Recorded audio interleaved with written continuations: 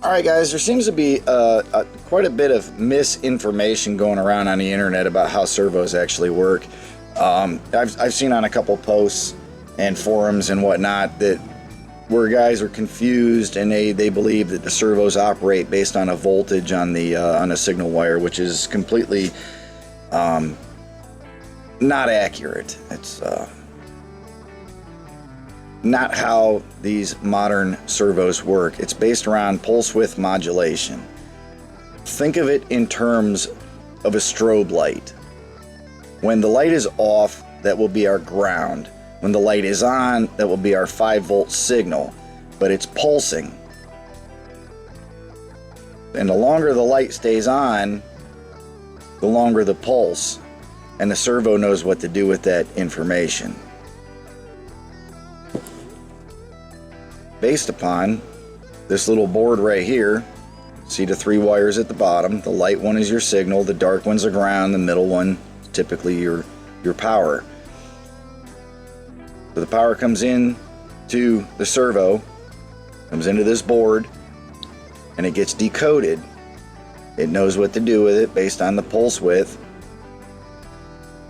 and based on the position, the current position of the servo.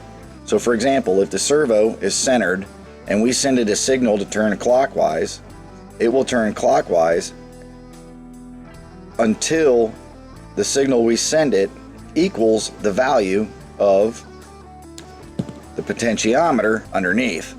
So this is the feedback system. This is how the servo knows where it is. Based on a resistance of this potentiometer, the servo knows its location in space, and it knows that either it has found its place and it's happy at that rotation, or it needs to continue rotating until it does get to that spot. That's why some servos buzz, incidentally, because they're trying to reach that spot, and if you take your truck and you lift the wheels off the ground, it stops buzzing. That's because the servo is able to find its position. Now for the continuous rotation mod, that's exactly what we're doing, is we're eliminating the feedback. So we send the servo a signal and it can never reach its position, because we eliminate, either by one means or another, we eliminate this half of the feedback circuit, either by drilling out the center of the output shaft.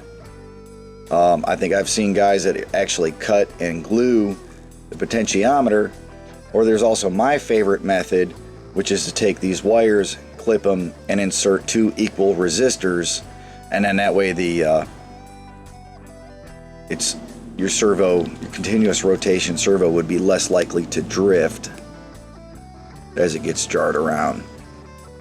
So what I'm going to do now is I'm going to take this servo and I'm going to plug it in, apply power to it. I'm going to control it with my transmitter. I'll be turning it back and forth, and I'll have a scope hooked up so that you guys can actually see the pulse width modulation change its time, its on time value, and then